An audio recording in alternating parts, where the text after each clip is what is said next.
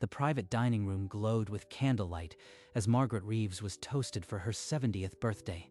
Laughter floated around the table, but a sharp whisper cut through the warmth. She signed it. We're clear. Margaret's champagne flute paused halfway to her lips.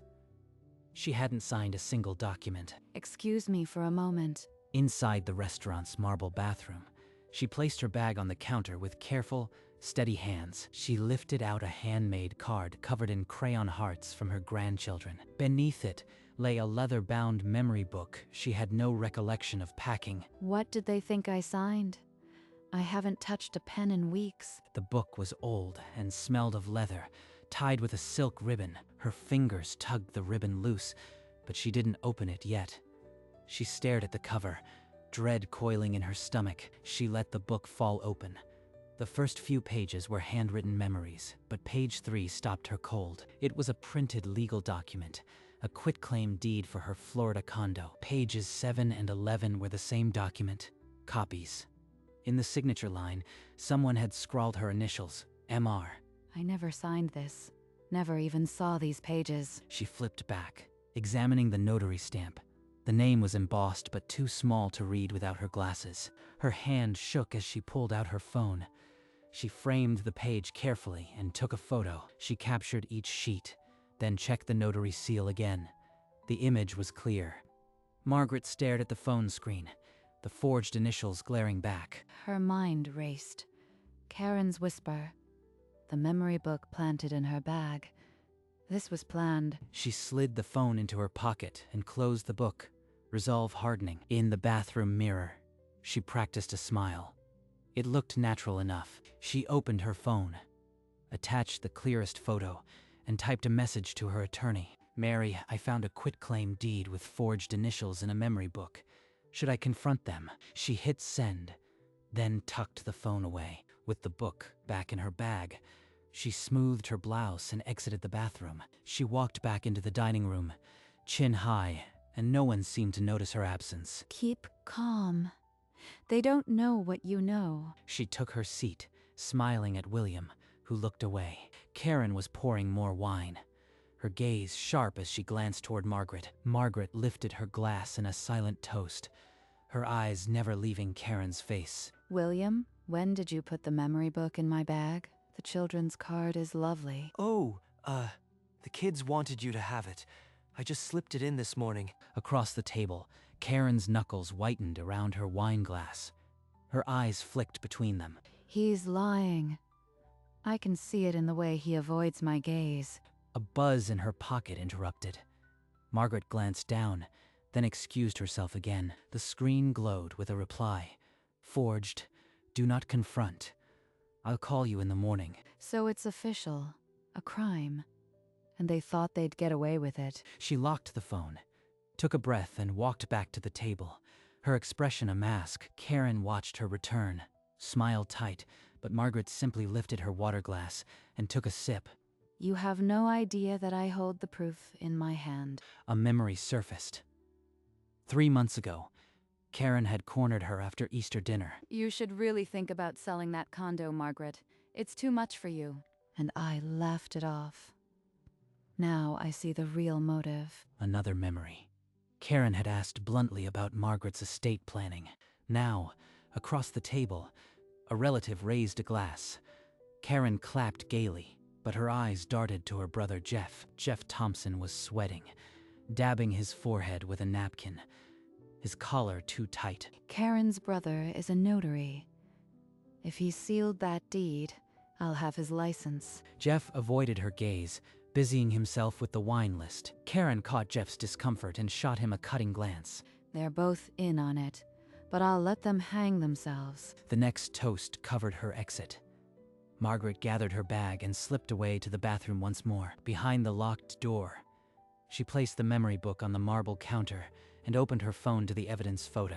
With precise movements, she zoomed in on the notary seal until the name became legible. The embossed letters read clearly now. Jeff Thompson, Notary Public. Karen's own brother.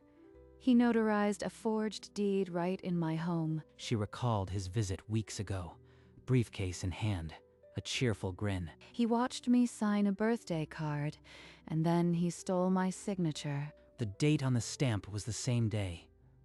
3 weeks back, under my roof. Karen, Jeff, and William. How deep does my son's complicity run? She closed the book, slid it into her bag, and straightened her posture in the mirror.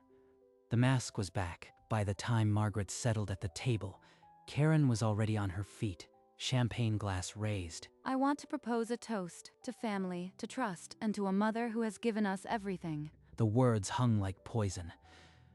Margaret forced her lips into a grateful curve. Trust. You forged my name and call it trust. Around the table, glasses clinked. William's hand trembled as he touched his glass to Margaret's. Wait for the cake. That's when they'll be off guard. Karen's eyes glittered as she drank. She leaned toward William, whispering something that made him wince. The cake is their moment of performance, but I'll make it mine. She gently placed her glass down and waited, a quiet predator in pearls. The server wheeled in the cake, candles flickering as the room burst into song. The singing faded into a murmur of well wishes as William placed the cake before Margaret. The candlelight flickered across her face, casting her features in a warm, dancing glow. I wish for the truth. Let them all see what they've done. She drew a slow breath and extinguished all 70 candles, with one steady exhale. Applause filled the room, but one pair of hands clapped louder. Karen smug and sure, Margaret's gaze drifted from the cake to the side table, where the memory book lay untouched. The moment is here. Do not flinch. She rose to her full height, buttoning her silk blouse with deliberate precision. The room quieted, forks pausing midair as all eyes turned toward the birthday woman. She did not flinch. Her hand, steady as stone, rested on the table. The book was next. William, the memory book the children made. Fetch it for me. Please, I want to show everyone. William's face lost all color. He shot a desperate look at Karen, but she only arched a brow. Karen's smile tightened, but she said nothing, her gaze a silent warning. Now, William, I won't ask again. William rose, knees stiff. Each step toward the side table echoed in the silence. He returned, holding the book as if it were a serpent, and offered it with a trembling hand. You can still stop this, William. Tell the truth. But he stayed silent. Margaret accepted the book, her fingers steady as granite. A hush fell. Every guest frozen mid-gesture, sensing the shift in the air. Margaret cradled the memory book against her chest, a quiet conqueror holding the evidence. She opened the book fully, turning past the handwritten notes until she reached the first printed page. The room held its breath, poised on a knife's edge. She paused, her eyes flicking to William's pale face. You chose silence. Now I choose the truth. With a sharp, deliberate motion, she tore page 3 free from the binding. Then page 7. Then 11. The sound of paper shredding echoed like gunfire. She laid the 3 torn sheets on the white tablecloth, face up, their legal headings stark. Gasps rippled through the room. A few guests stood, others covered their mouths. Karen's composure shattered. She opened her mouth, but no sound came. William slumped, his face ashen, unable to look away from the documents. Margaret stood at the head of the table, a queen in pearls, the torn pages at her feet. She had not yet spoken, but the room already knew she held the power. William read them. Read what you put in my memory book. William's mouth opened, but no sound escaped. His hand shook as he reached for the pages. Go on. The whole room is waiting. He tried. A croak emerged, then strained silence. The words died in his throat. This is absurd, Margaret. You are humiliating us. Margaret raised a single hand, palm out. The gesture was absolute, stopping Karen cold. Sit down, Karen. You've done enough. Karen's face twisted, but she fell back into her chair. Silenced and seething, William stared at the torn sheets, shoulders hunched. He was guilty before a word was spoken. The pages lay on the white cloth, unanswered. The room held its breath, suspended. Margaret lifted the first torn page. Her voice, calm and measured, began to recite the legal formalities. Quitclaim deed. I, Margaret Reeves, do hereby grant, bargain, sell, and convey all interest in the property known as 412 Seaside Lane, Naples, Florida, to William and Karen Reeves. Witness my hand and seal this day. Signed, MR, my initials, forged with a practiced hand. She lowered the page, letting the silence press on the room. Then, with a flick, she turned it over. And the notary stamp. A man sworn to uphold the law certified this fraud. Jeff Thompson, Karen's brother. You notarized a forged signature in my own house? Jeff's face drained of color. The napkin slipped from his fingers and fluttered to the floor. The room erupted in muffled whispers, but Jeff could only stare, mouth agape. Trapped in the light of Margaret's revelation, Jeff scrambled to his feet, knocking over his water glass. His chair screeched against the floor. A burly guest blocked his path, arms crossed, a silent refusal to let him flee. Leaving so soon, Jeff? The authorities will have questions for you. Karen backed away from William, her heels clicking as she put distance between them. My attorney, Mary Chen, will handle this. I am sure the state bar will be interested. William reached for Karen, but she shook off his hand, her face a mask of cold fury. Guests gathered coats and purses, murmuring in disbelief as they fled the spectacle. Amid the chaos, Margaret calmly gathered the torn pages and placed them in her bag. Proof secured. Let them run. The evidence doesn't disappear. She stood, squared her shoulders, and walked out without a backward glance. In the marbled lobby, William stumbled after her, his voice cracking. Mom, please wait. I am sorry. I didn't know about the deed. She halted, her back still turned, every line of her body rigid with betrayal. You put the book in my bag. You handed it to me tonight with a lie on your lips. Karen told me it was just a memory book. She used me. Mom, I swear. She raised a palm, the gesture freezing him mid-step. Not now. I can't bear to look at you. He reached for her arm, but she flinched free, hugging her bag as if it were her only ally. She walked through the revolving door, into the cold night, leaving him frozen in the empty lobby. Justice is my only comfort now. The car hummed through empty streets, the torn pages on the passenger seat like contraband. She pulled into the driveway.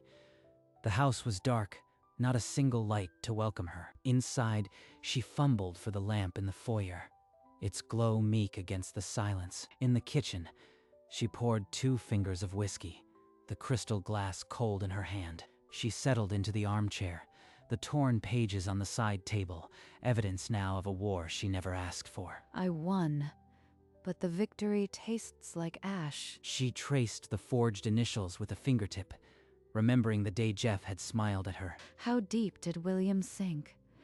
Did he know from the start? The clock ticked. She took a slow sip, feeling the burn. She set the glass down, staring at the empty wall. Tomorrow she would call Mary, but tonight she would sit with the damage. Morning light sliced through the kitchen curtains. Margaret sat with coffee untouched, the torn pages beside her phone. Mary, it happened. I found the deed and confronted them at the party. Margaret, slow down. You sent the photos. I've looked them over. This is an obvious forgery. It's prosecutable. Notary fraud. Forgery. Conspiracy. We can file a complaint with the state bar immediately. Do it. I want Jeff Thompson's license revoked. And what about William? His name is on the deed too. I won't press charges against him. He was used.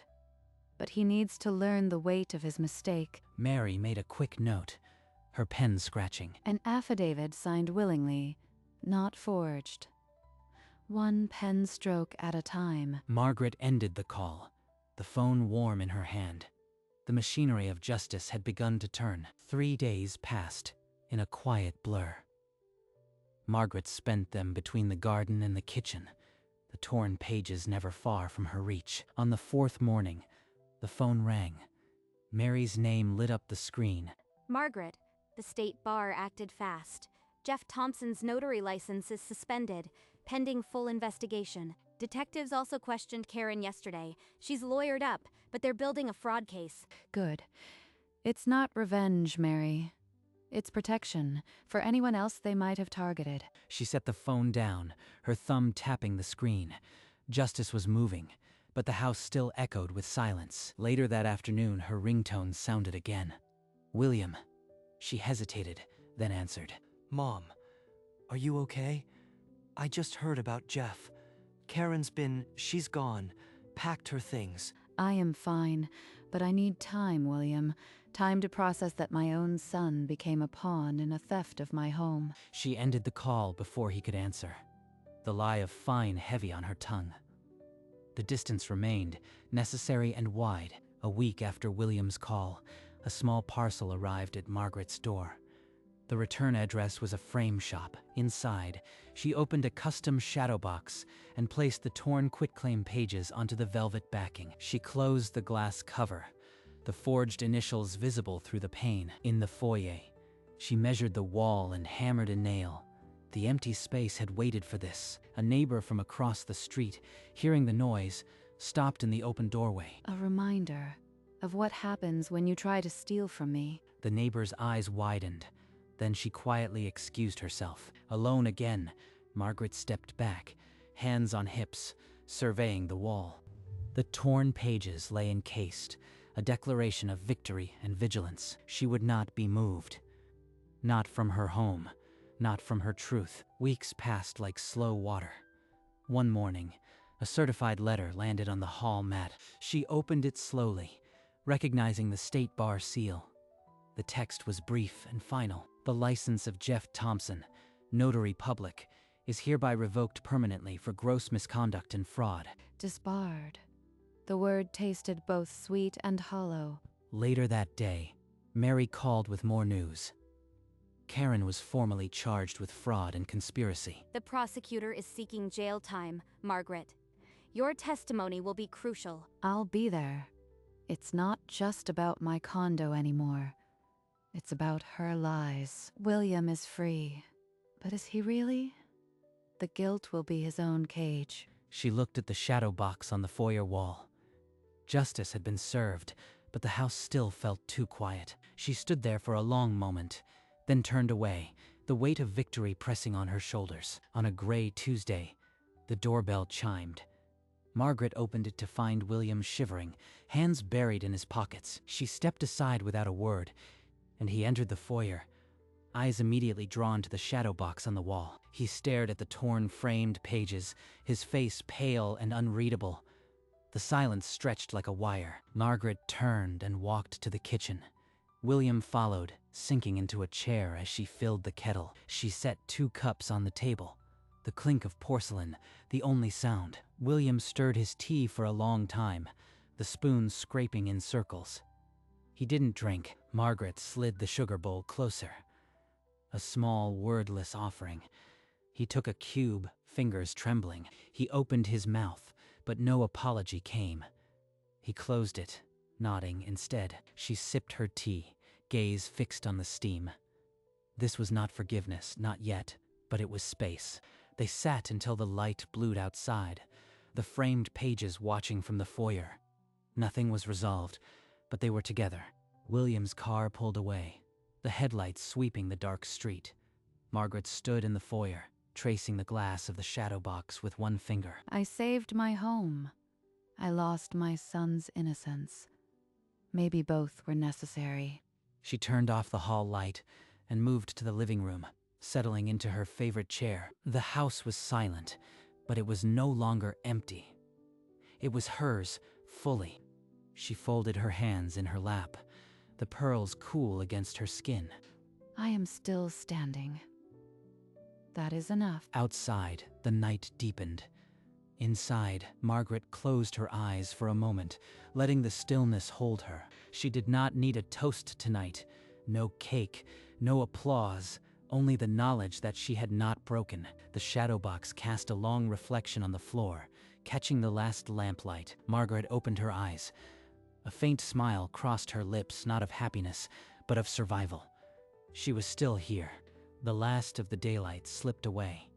Margaret rose from her chair and walked to the foyer. She paused before the shadow box, the torn pages now dim in the twilight. Her reflection ghosted over the glass. She touched the frame once, a final benediction. This is my truth. They will never forget it. She switched on the porch light, and the house glowed warm against the deepening dusk. Through the front window, the shadow box was visible, a silent sentinel guarding the threshold. She walked through the rooms, turning off lamps, the house settling into a peaceful night. The last light in the foyer stayed on, illuminating the shadow box. Outside, the house stood quiet, lights on, a beacon of quiet strength. Margaret climbed the stairs, her footsteps steady. The pages remained, a permanent whisper of her victory.